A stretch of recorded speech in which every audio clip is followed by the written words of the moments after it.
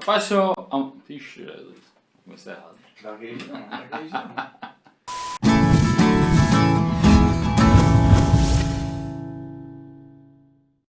Rapaz, senhor amados, sejam muito bem-vindos ao nosso canal. O Evangelho aplicado na vida comum. Estamos fazendo uma série de estudos a respeito do sofrimento humano, especialmente no que diz respeito ao sofrimento do cristão, do crente. Nos últimos vídeos nós abordamos uma série de assuntos e a gente tem tratado bastante a respeito de questões que implicam, debilitam, nos afligem, e hoje não vai ser diferente, enquanto a gente estiver desenrolando os temas. E hoje nós vamos tratar de um problema muito pertinente à humanidade, que se chama angústia, o cristão e a angústia. Todos nós sofremos com isso. Em algum momento das nossas vidas, nós vamos ter que lidar com o sentimento de angústia. Então, como nós podemos lidar? Como nós devemos lidar diante de tais circunstâncias? O que a Bíblia fala a respeito, tá? Deixa a sua curtida, dê o seu like, compartilhe, tá certo? E que esse vídeo ele possa lhe abençoar e abençoar o máximo de pessoas possíveis, debaixo da vontade do Senhor. Então vamos entender um pouco sobre angústia, tá? Qual é o conceito de angústia? A angústia é considerada uma percepção psicológica, caracterizada pela mudança de humor, perda de paz interior, dor, insegurança, culpa, mal-estar e tristeza. Então a angústia é um transtorno. Então a angústia ela traz muito sofrimento para aquele que está enfrentando esse tipo de problema. Um sofrimento terrível, tá? E o que pode eventualmente fazer com que a gente venha sentir angústia? Quais são as suas causas? O que pode causá-la? A angústia é resultante do excesso de questionamentos, incertezas e cobranças pessoais. A busca constante por respostas existenciais, o sentimento de culpa, frustração e o medo são outros fatores que também podem trazer a sensação de angústia. A gente vive em um momento da história humana, um estilo de vida muito angustiante, de muitas cobranças. Você pode pegar como, por exemplo, as mídias sociais. Vou pegar aqui como um exemplo. A gente sempre vê aquelas postagens das pessoas colocando dicas de sucesso, sucesso financeiro, sucesso na vida amorosa, sucesso em todos os aspectos da sua vida, né? Isso, inconscientemente, gera em nós mesmos uma grande cobrança para que sejamos tão bem-sucedidos como aquilo que a gente vê nas mídias sociais. Mas as mídias sociais não é o retrato da realidade, tá? E é tanto que quando você está sofrendo com esse tipo de transtorno, passando por esse tipo de sofrimento, normalmente você vai fazer um tratamento psicoterápico, o psicólogo ou psiquiatra, enfim, ele vai pedir para você normalmente sair desse universo de mídia social. Porque a pessoa, ela meio que, quando está passando por algum problema, ela vai se comparar com aquelas fotos que não condiz muitas das vezes com a verdade. Ali são momentos. Todos nós, como seres humanos, a gente passa por momentos bons, por momentos difíceis. Normalmente a angústia ela está atrelada a uma situação muito difícil. Por exemplo, o nosso cérebro ele gosta da comodidade, ele gosta da previsibilidade. Ou seja, quando a gente se acorda de manhã, sabe que a gente vai para o nosso trabalho, que a gente pega o nosso veículo ou entende que a gente tem uma certa segurança, um certo bem-estar, segurança financeira, segurança familiar, mas coisas imponderáveis acontecem em nossas vidas. Aí de repente a pessoa pode se encontrar por algum motivo ou outro em uma crise conjugal, uma eventual traição, ou até mesmo coisas do tipo a perda de um ente querido, a perda de um emprego. Então, quando a pessoa passa por tais tipos de problemas dessa magnitude, isso vai trazer insegurança, isso vai trazer sofrimento, vai trazer conglomerado de sentimentos ruins que vai culminar em excesso de preocupações, excesso de incertezas, e tudo isso é angústia. Em outras palavras, falando de modo popular, a angústia ela acontece quando você perde o chão, quando ocorre algo na sua vida que lhe tira o norte, que você perde completamente a concepção daquilo que você tinha como seguro, deixa de ser, passa a ser uma série de incertezas. Eu espero ter conseguido ser claro, tá? Mas é mais ou menos isso, porque isso vai tirar a nossa paz. Quando você sabe que você tem lá uma segurança familiar, uma segurança financeira, você está com saúde, aí uma dessas, ou até mesmo mais do que um desses pilares são atingidos, isso vai tirar a nossa paz, vai gerar preocupação, vai gerar incerteza e normalmente fará com que nós entremos no estado intenso de angústia. Isso é angústia. E qualquer um de nós estamos, sim, sujeitos a passar pela angústia. Tá? A angústia é uma realidade. Então, quando a gente é submetido a uma realidade tão terrível como essa, a gente vai apresentar alguns sintomas, tá? Porque isso vai nos afetar drasticamente, emocionalmente falando. Então, quando a angústia ela toma conta de nós de forma bastante agressiva, a gente tem dificuldade para tomar decisões conscientes, irritabilidade, preocupação excessiva, dificuldade de concentração, tristeza, desânimo, sensação de caos interior e sensação de aperto no peito, além de outras também. É um incômodo muito terrível, tanto no âmbito psicológico, como também você pode manifestar sintomas psicossomáticos, tá? Então, é algo muito aterrador, é muito ruim, é terrível. É terrível, tá?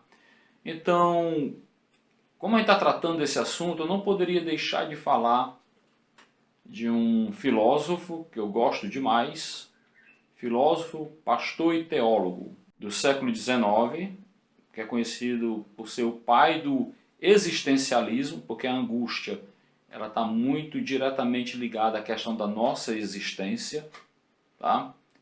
Que o nome dele é o famigerado Søren Kierkegaard. O Kierkegaard ele escreveu um livro que é O Conceito de Angústia. É um ótimo livro, tá? Recomendo. É uma leitura um pouquinho pesada, mas é pesada no sentido que ela é bem rebuscada, mas é um ótimo livro, tá? O Kierkegaard, ele teve, vamos dizer assim, uma grande sacada. Ele, analisando a vida, a existência humana, ele meio que ele destrinchou ou dividiu a existência em pelo menos 3 estágios. E é muito interessante isso. O primeiro estágio, ele vai chamar de estágio estético. O que é isso? Esse estágio é caracterizado pela busca constante de gozo que o indivíduo se empenha com todas as suas forças na busca do prazer imediato. Isso é muito comum.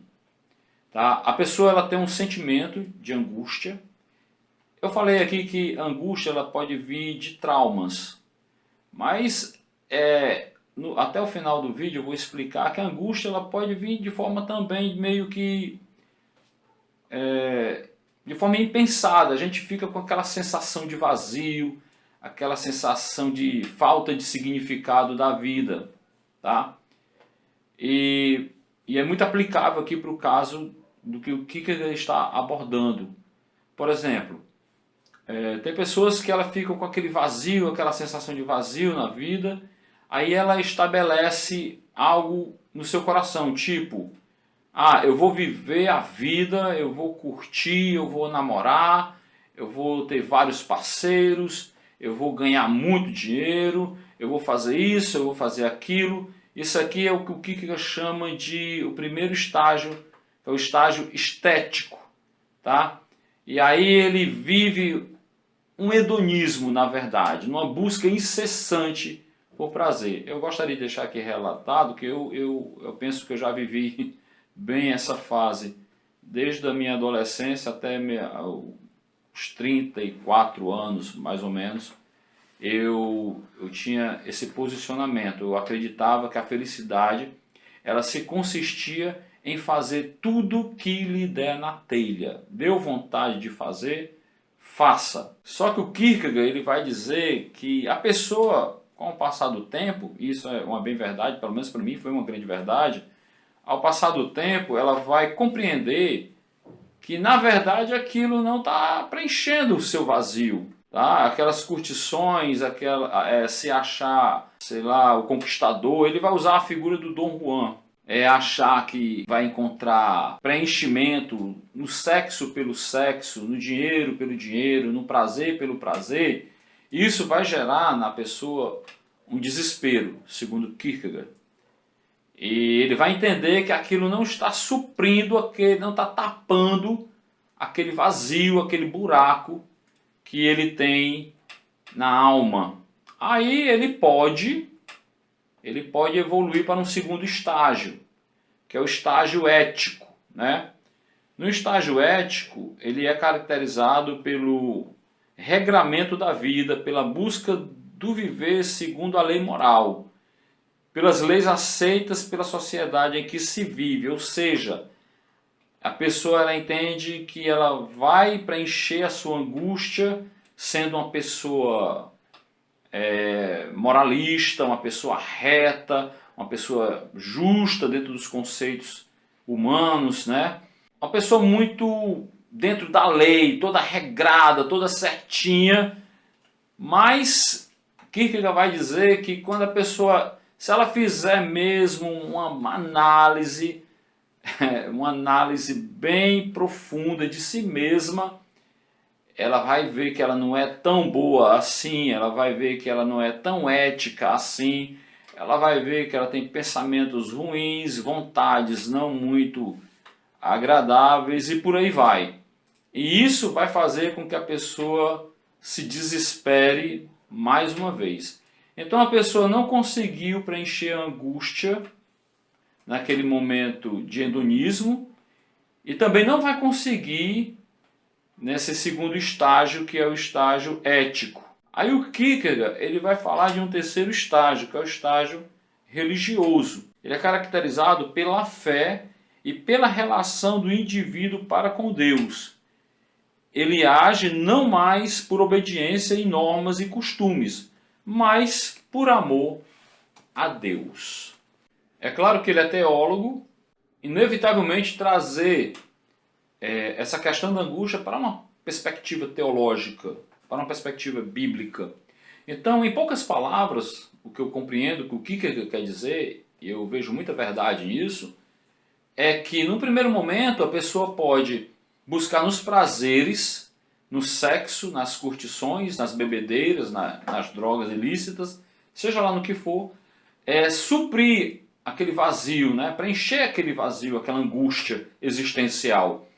E ela vai perceber, pode perceber, porque a gente sabe que há casos que a pessoa não sai dessa vida e fica insistindo nessa situação, tá? E aí ela vai procurar na ética, nos costumes, nos valores, no moralismo, e também ela não vai conseguir, porque nós não somos bons o suficiente para sermos éticos, 100% éticos, vamos dizer assim. Por isso que Paulo fala, né? O mal que eu não quero fazer, eu faço. O bem que eu quero fazer, eu não faço. Existe uma malignidade em nós. Nós somos propensos a fazer o mal. embora pelo fato de sermos criaturas de Deus, né, feitos à sua imagem e semelhança, eventualmente pela graça comum a gente faça algum bem, tá? Mas como somos contaminados pela nossa pecaminosidade, nós temos uma tendência fortíssima para o mal. Por isso que a gente, por nós mesmos, a gente não consegue ser bons o suficiente. Nós nunca conseguimos, não conseguimos de forma alguma e jamais conseguiremos sem a ajuda de Cristo. E mesmo com Cristo, nós não estamos isentos da nossa própria malignidade, da nossa própria maldade. Tá certo?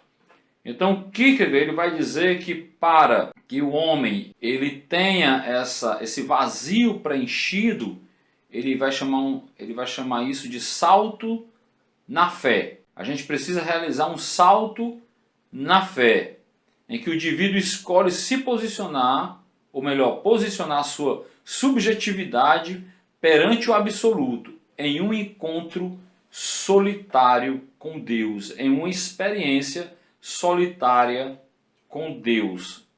É claro que isso é um milagre, tá? A gente precisa encontrar, ter esse encontro miraculoso com o Senhor, para que a gente possa ter as nossas angústias, esse vazio, essa falta de significado.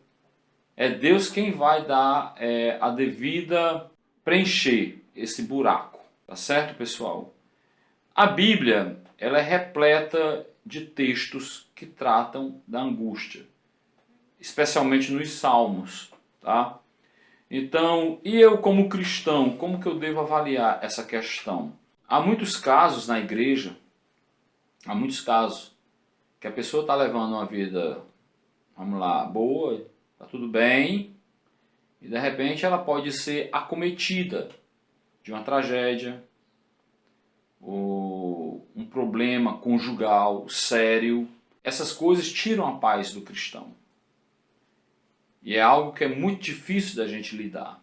Aí a gente fica com aqueles sintomas, né? Muito preocupado, falta de significado, falta de perspectiva futura. Isso pode sim acontecer ao cristão. Pelo simples fato de a gente viver em um mundo mau. Em um mundo repleto de pecados. Exemplos não faltam, tá? Exemplos não faltam. Então, o que o cristão deve fazer para diante da angústia, diante de uma situação angustiosa, angustiante? Em Deuteronômio, capítulo 4, no versos 30 e 31 diz assim: quando estiveres em angústia, e todas estas coisas te sobrevierem nos últimos dias, e te voltares para o Senhor teu Deus, e lhe atenderes a voz, então o Senhor teu Deus não te desamparará, porquanto é Deus misericordioso, nem te destruirá, nem se esquecerá da aliança que jurou a teus pais. É claro que a gente está lendo aqui um texto que está dentro de um contexto da antiga aliança. Isso aqui Deus está falando para o povo de Israel. Mas ele é totalmente aplicável para nós cristãos, para nós da igreja. Então, quando ele fala aqui, quando estiveres em angústia, então ele está dizendo, filhos de Deus também passam por angústia. Também passam por dificuldades nessa área. Tá? Mas quando a angústia te sobrevier, o que nós devemos fazer? Nos voltar para Deus, atender a sua voz. Então o Senhor não nos desamparará, tá certo? Então no momento de angústia, a gente precisa se voltar para Deus, confiando nele.